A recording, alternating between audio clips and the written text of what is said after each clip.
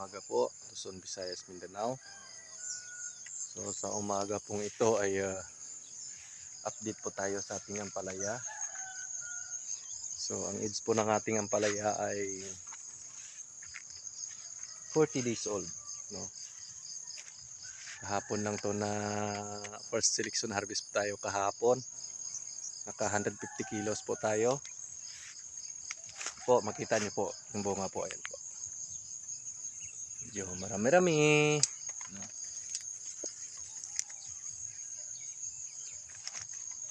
Po, no?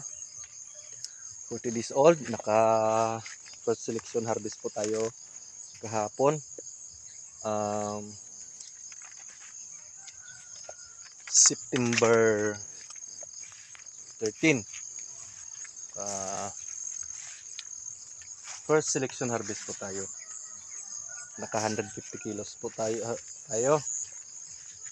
So Sunday ngayon, Monday. Tuesday po, second selection harvest po tayo. Sana makakuha tayo ng mga 300 kilos buka sa Tuesday. Ayan po, laki na. Kahapon lang to na ano, ayan po.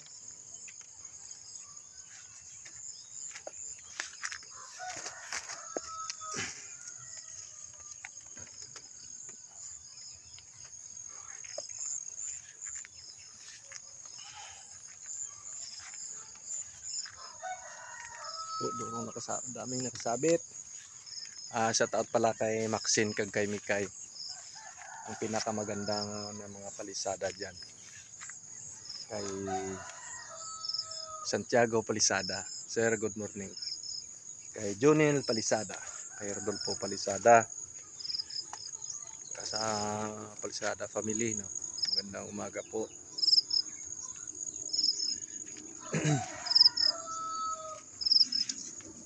Taga family, Grande family, magandang umaga po sa inyo.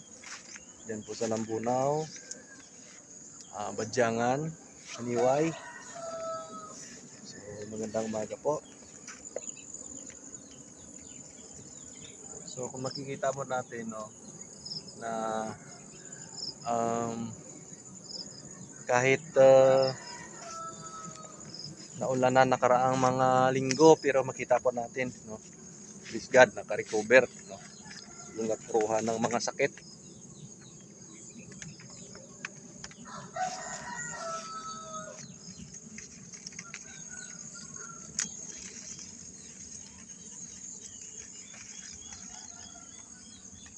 Dapat mabantayan po natin ating ampalaya.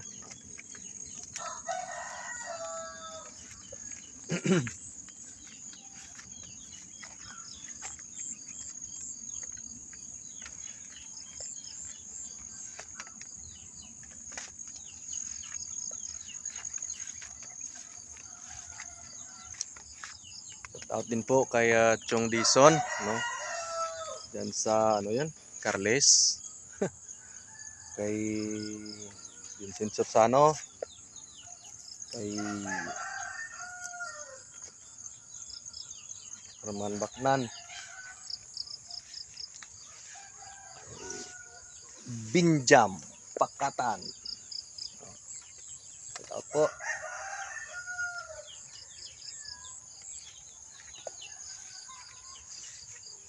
Magandang po, no, sa umagang ito. God bless po sa inyong lahat.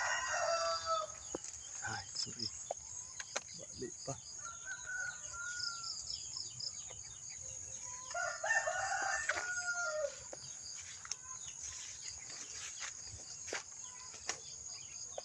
Dapat